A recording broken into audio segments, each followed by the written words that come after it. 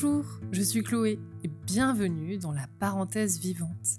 Ici, on parle de parentalité consciente, de neuroatypie, de pédagogie nature et de santé mentale. Tout ça avec sincérité, douceur et repères concrets. Un espace pour souffler, déculpabiliser et te sentir moins seul, afin de revenir à l'essentiel, le lien. Coucou, c'est Chloé. Aujourd'hui, j'ai envie de te parler d'un sujet qui me tient vraiment à cœur et qui touche énormément de parents, mais que l'on garde souvent pour soi. Est-ce que l'on peut être un bon parent sans s'oublier? Parce qu'il y a une idée qui nous colle à la peau. Si je veux être un bon parent, je dois tout donner. Je dois être disponible, je dois tenir. Et puis un jour, tu sens que tu n'as plus de réserve, tu cries, tu t'éloignes, tu te durcis et tu te sens coupable. Et tu te dis finalement, j'ai pas envie d'être comme ça et en plus ça ne me correspond pas. Je vais faire mieux demain. Sauf que faire mieux en se forçant encore plus, c'est souvent ce qui mène droit au mur. Donc aujourd'hui, j'ai envie de te parler avec mon cœur parce que je trouve qu'on peut pas prendre soin de ses enfants, de sa famille, créer de bonnes relations si on ne prend pas soin de soi. Et c'est un grand sujet. Alors viens avec moi, prends-toi une petite tasse de thé et surtout, je vais te passer un message. T'oublier, ce n'est pas une preuve d'amour. C'est souvent en fait le signal d'un déséquilibre. On peut rééquilibrer sans tout révolutionner avec des tout petits outils et c'est un petit peu ce que j'aimerais te partager aujourd'hui. Je vais te donner un exemple concret et je pense que tu vas très très bien visualiser ça. Tu vois ce moment où tu as géré 1000 choses dans ta journée, tu as tout porté, anticipé, pensé pour tout le monde et à 19h43, il y a un tout petit truc minuscule qui te fait totalement exploser. Et après tu te dis: «Mais en fait, je suis pas comme ça, pourquoi je réagis comme ça?» Alors si c'est pas tous les jours, hein, que c'est pas habituel, hein, eh bien tu peux savoir qu'en fait si tu es comme ça, c'est juste parce que tu es vidé là, à ce moment-là. Et ça, c'est pas un défaut moral en fait, c'est un état physiologique, ce n'est pas de ta faute. Je vais te réexpliquer quelque chose que j'avais abordé dans un épisode, mais c'est hyper important en fait de vraiment en parler. C'est la différence entre, déjà c'est déculpabilisant, mais c'est, les travaux en fait sur le burn-out parental et le burn-out en général, hein. On trouve l'idée d'un déséquilibre qui est chronique. Il y a trop de demandes, ce qui nous coûte, et pas assez de ressources, ce qui nous nourrit. Donc en fait, on va arrêter de se demander pourquoi je n'y arrive pas, et être toujours plus dur envers soi-même, et on va plutôt se demander, ok, qu'est-ce qui me coûte et qu'est-ce qui me nourrit? Et c'est important de faire le point là-dessus pour voir où elle en est la balance. Être un bon parent, c'est justement, ce n'est pas pour moi un parent qui ne craque jamais. Être un bon parent, la plupart du temps, en fait, c'est juste, être suffisamment présent, suffisamment stable et capable de revenir au lien quand ça dérape. Et cette stabilité, elle ne vient pas de la volonté, elle vient des ressources que l'on a. Il y a 3 besoins de parents à remettre au centre et ça, c'est vraiment ce que j'aimerais passer comme message, comment prendre soin de soi dans le quotidien un petit peu. C'est ça l'idée de cet épisode. Alors d'abord, il y a la récupération et surtout le souffle. Je te propose d'arrêter de croire que la respiration, de le voir un petit peu comme un truc de yoga. C'est un outil de régulation, la respiration. Et on a même des études sur la respiration lente, notamment avant le coucher, et qui montrent une amélioration de la qualité du sommeil. Il y a des essais qui ont montré moins de réveils dans certains protocoles. Parce que quand on est en stress chronique, le corps il peut rester en mode alerte. Et avec une respiration courte, haute, rapide, la poitrine serrée. Et d'ailleurs, il faut savoir que les nourrissons, quand ils respirent, ils ont une respiration ventrale. Et nous, avec le temps, l'automatisme, notre vie et surtout le stress, nous avons une respiration thoracique, beaucoup plus courte, avec beaucoup moins d'amplitude. Et en fait, ça n'a pas du tout le même impact sur notre corps. C'est pour ça que c'est important, ce côté justement respiratoire, parce que ça régule clairement quand on respire en conscience. En fait, quand on porte l'attention sur notre respiration, déjà on ne respire pas du tout de la même manière. Et en fait, cette respiration, elle va réguler le système nerveux. En fait, c'est un régulateur, donc le système nerveux va redescendre. Ce n'est pas du bien-être vague. Il y a vraiment des études et des revues qui montrent que des pratiques de respiration comme le breathwork, notamment quand elles sont lentes, guidées et répétées, peuvent réduire le stress et améliorer certains indicateurs de santé mentale. Du côté du sommeil, il existe des essais également sur la respiration lente, rythmée avant le coucher, qui sont associés vraiment à une amélioration de la qualité du sommeil, avec des résultats très intéressants chez des personnes insomniaques. Et d'ailleurs, je voulais apporter un point important, faire un petit warning. Si tu as un sommeil très peu réparateur, avec des ronflements, une fatigue écrasante, ça vaut le coup d'en parler à un médecin parce que certains troubles respiratoires du sommeil, comme l'apnée, fragmentent le sommeil et entretiennent une alerte physiologique. Et donc, s'il y a des solutions qui existent, ça vaut le coup de se renseigner. Tu peux avoir un changement de vie total.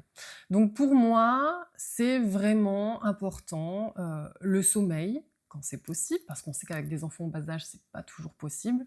Mais si on peut essayer de mettre tout en œuvre pour avoir un bon sommeil, c'est génial. Et je trouve que le levier sur lequel on a plus de possibilités de travailler, c'est justement le souffle. C'est vraiment un interrupteur de régulation. L'idée, c'est vraiment de refaire descendre le système nerveux.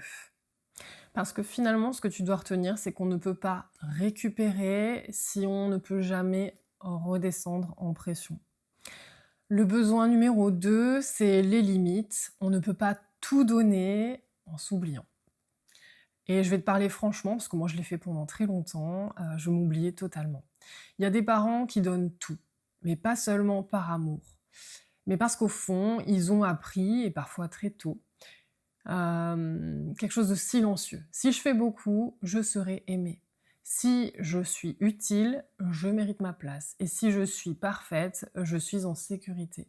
Je vais te partager un livre de développement personnel, soit on adhère ou pas, mais en tout cas, moi, je l'ai trouvé super intéressant à ce sujet.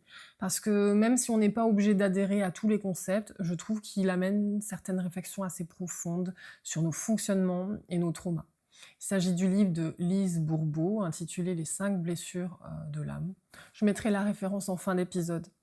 Il y a beaucoup de gens qui trouvent un langage qui les aide à se comprendre avec... elle parle de rejet, d'abandon, d'humiliation, de trahison et d'injustice. En tout cas, je trouve que ça peut donner des pistes de réflexion. En parallèle, si tu veux un cadre un petit peu plus clinique et validé en psychothérapie, il y a la thérapie des schémas de Jeffrey Young. Elle décrit des schémas précoces qui peuvent pousser à se suradapter. Une recherche d'approbation, auto-sacrifice, des standards très élevés, souvent pour obtenir l'amour ou éviter le rejet. Donc on voit quand même que ces deux sources se rapprochent sur certains points. Et c'est super intéressant.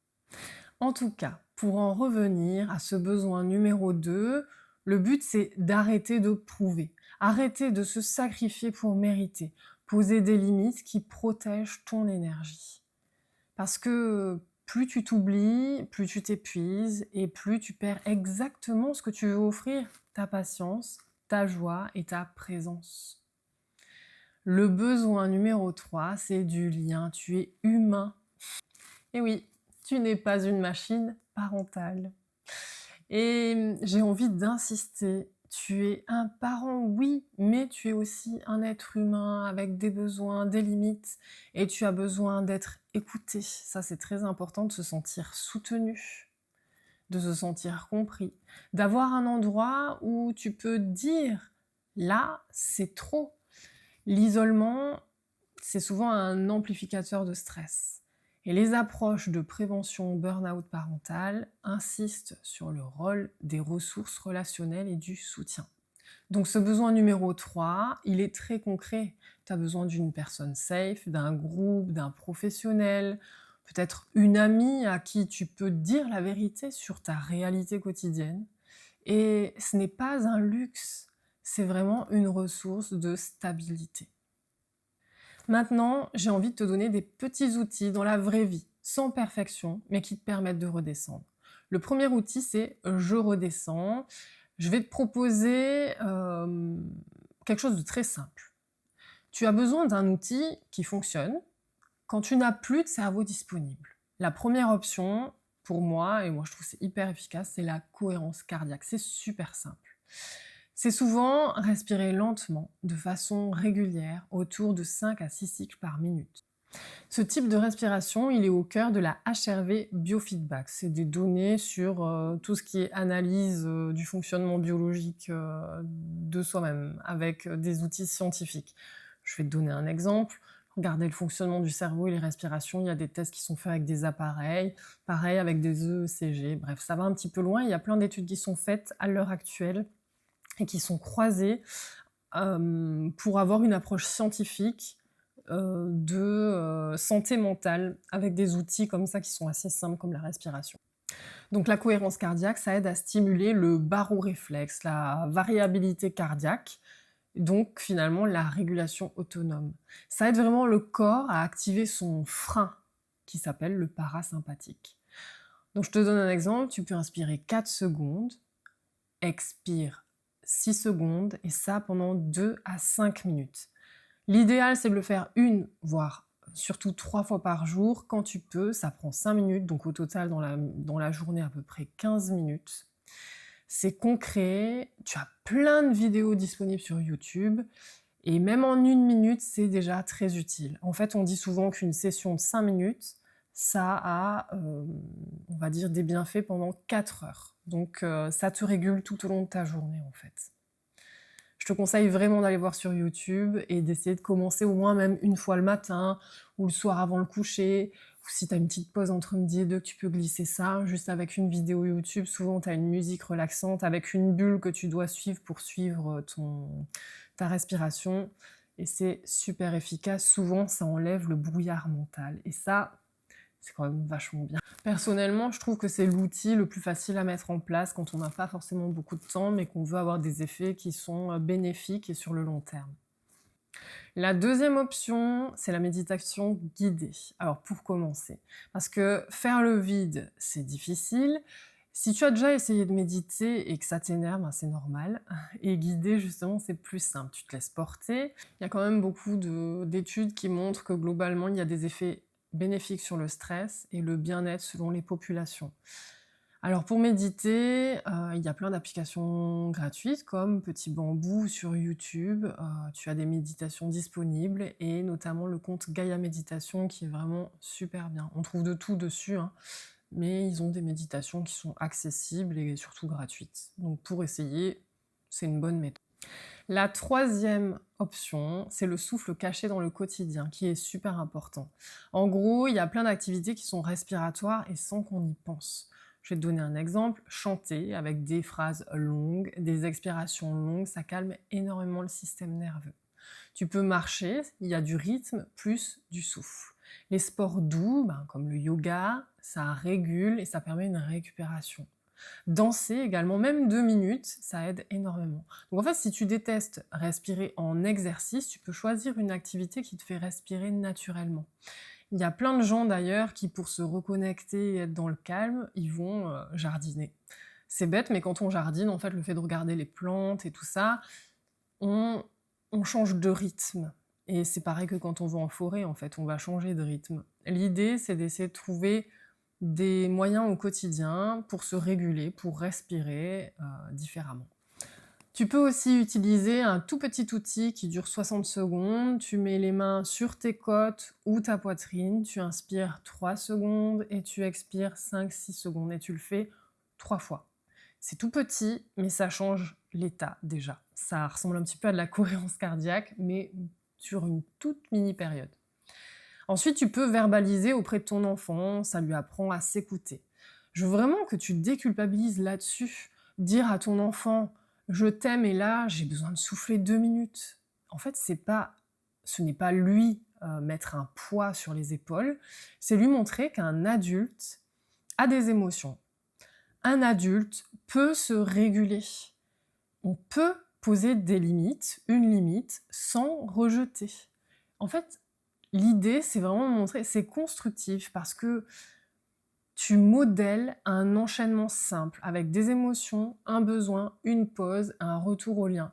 C'est exactement ce que tu veux que ton enfant apprenne pour lui-même, en fait. S'écouter, se respecter, se réguler. Et tu peux lui donner une phrase safe assez courte et sans drame. Je suis énervée, je prends 1 minute, je reviens. Ou je souffle, je suis fatiguée, je souffle, je reviens. Ou tout simplement un peu plus directif, pause, je reviens dans 3 minutes. En fait, ça protège ton enfant parce que tu évites que ça sorte en cri, ça le construit parce que tu lui montres une stratégie. L'outil numéro 3, c'est un truc en moins, c'est anti-dépression, on va dire. Chaque semaine, tu peux enlever une exigence. Souvent, on se met la barre super haute, mais tu peux simplifier un repas, tu peux enlever peut-être une partie de ton ménage dans une semaine où c'est très chargé, où tu es très fatigué. Tu peux choisir d'annuler exceptionnellement une activité. Tu peux changer, en fait, baisser le standard. Et te répéter: «Je ne suis pas en train d'échouer, je suis en train de préserver». Il y a des moments où ça va moins bien que d'autres. On ne peut pas toujours être au taquet. Ça marche pas comme ça. Nous ne sommes pas des robots. Et le dernier outil que je voulais te proposer, c'est un rendez-vous avec toi-même qui est non négociable. Pas quand j'aurai le temps ou vraiment un vrai mini rendez-vous. Ça peut être marcher 10 minutes, écrire 5 lignes dans ton journal, parce que ça peut être chouette aussi, ça permet de décharger. Écouter une musique, appeler quelqu'un à qui tu tiens et puis faire une pause. Et tu protèges ce rendez-vous vraiment comme un rendez-vous médical. Tu essaies de trouver quelque chose qui te ressource. Et en fait, le dernier outil, c'est la réparation. Je le garde parce que c'est quand même libérateur.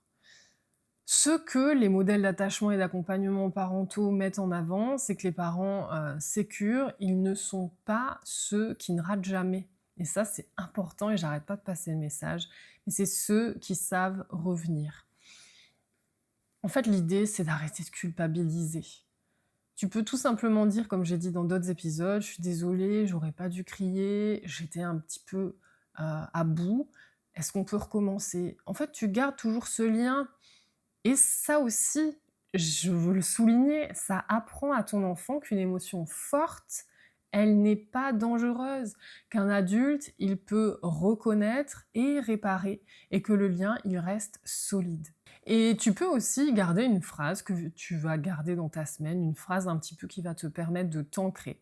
Je ne cherche pas à être parfait ou parfaite, je cherche à être stable. Ou tu peux aussi te dire, me préserver, c'est protéger la famille. Il y a des ressources, des livres de type développement personnel pour nous amener à certaines réflexions. Donc je vais te les partager maintenant parce que moi, je trouve qu'ils m'ont amené à un certain cheminement. Il y a Lise Bourbeau, Les blessures qui empêchent d'être soi-même. C'est un langage qui permet d'identifier ces différentes blessures et c'est intéressant. Ensuite, il y a un livre de Christophe André, Imparfait, libre et heureux. Ça parle d'estime de soi, d'auto-bienveillance et franchement, il est facile à lire. J'aimerais finir en te disant que est-ce qu'on peut être un bon parent sans s'oublier? Je pense que oui, clairement. Et je vais te dire mieux, tu ne peux pas rester un parent stable si tu te vides en continu. Tu n'as pas à tenir jusqu'à craquer. Tu n'as pas à mériter l'amour de tes enfants en t'épuisant. Tu as le droit et même le devoir de te préserver. Et si tu ne gardes qu'une chose aujourd'hui de ce que j'ai pu te raconter, je veux que ce soit celle-là. Ton enfant n'a pas besoin d'un parent parfait. Il a besoin d'un parent qui revient, qui sait respirer, poser une limite, demander de l'aide et réparer. Ton action de la semaine, ça peut être choisir un de ces micro-outils que je t'ai proposés, soit les 60 secondes de souffle, que tu peux faire une fois par jour, ou un non protecteur, une demande de trop, ou un rendez-vous de 10 minutes avec toi. Et tu peux observer, sans culpabilité, juste un petit pas. Parce que les grandes transformations en parentalité, et même globalement, ce sont souvent des petits choix répétés.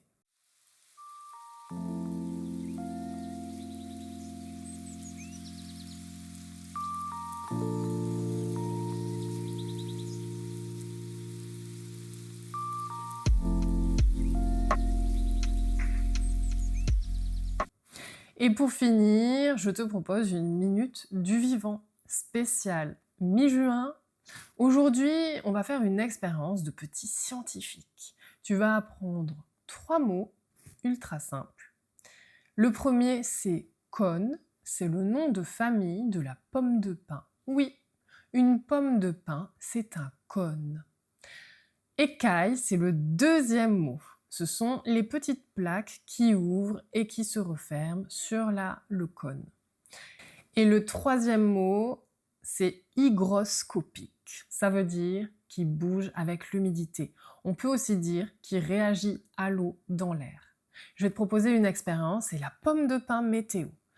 En matériel, tu as besoin d'une pomme de pin sèche, d'un bol d'eau, d'une assiette et si tu veux, un chronomètre ou une montre. La première étape, ça va être d'observer. Regarde bien la pomme de pin. Est-ce que ses écailles sont ouvertes ou fermées? En général, quand c'est sec, c'est plutôt ouvert. La deuxième étape, je l'ai appelée plouf-plonge. La pomme de pin dans le bol d'eau pendant 1 minute. Et la troisième étape, c'est l'étape de la magie. Sors ta pomme de pin et pose-la sur l'assiette. Tu vas l'observer pendant 2 minutes. Les écailles vont commencer à se refermer. Et ensuite, on passe à l'étape numéro 4. Le retour au soleil. Laisse la pomme de pin sécher près d'une fenêtre ou au soleil. Plus tard, elle va se rouvrir. Le jeu, pour apprendre en s'amusant, c'est le chronodéfi. En combien de temps ça commence à bouger, ces écailles? Tu peux dessiner aussi un avant-après, tu peux aussi la prendre en photo. Et tu peux faire la météo du jour. Tu dirais que c'est plutôt sec ou humide si tu la laisses dehors. Alors pourquoi la pomme de pin, elle fait ça? Eh bien, c'est tout simplement pour protéger ses graines. Quand c'est humide, ce n'est pas le meilleur moment pour les laisser partir. Alors elle se ferme. Et quand c'est sec, elle s'ouvre et les graines peuvent mieux voyager. Encore une fois, tu vois, la nature est super intelligente. Elle s'adapte au bon moment. Et quand on apprend à observer ça, on regarde la forêt autrement. Si cette minute du vivant t'a plu, dis-moi en commentaire. Tu l'avais déjà remarqué, ce cône hygroscopique? Et si tu testes l'expérience, reviens me dire ouverte et en combien de temps? Et si l'épisode t'a fait du bien, cet épisode complet, pense à t'abonner à la parenthèse vivante, à liker, à commenter. Ça aide énormément le podcast à se développer et ça peut aussi aider d'autres parents qui se sentent seuls. Je te dis à très bientôt, passe une belle journée. Ciao ciao!